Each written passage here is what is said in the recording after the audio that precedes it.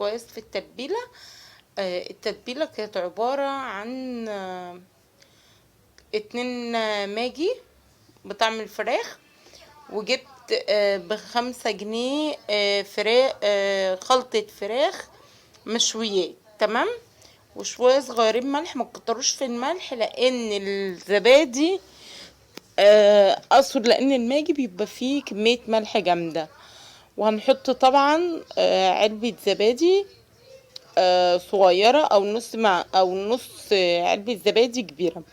بصوا الفيجيتار ده انا كنت جايباه، ده بيتغلف بيه الفراخ من بره، بس بصراحة يعني ما جربته ما عجبنيش. فاوعي اوعي اوعي تحطي فيجيتار، احسن نتيجة جدا جدا وبتطلع معاكي الفراخ مستوية وبتقعدها كويس في النار هو الدقيق.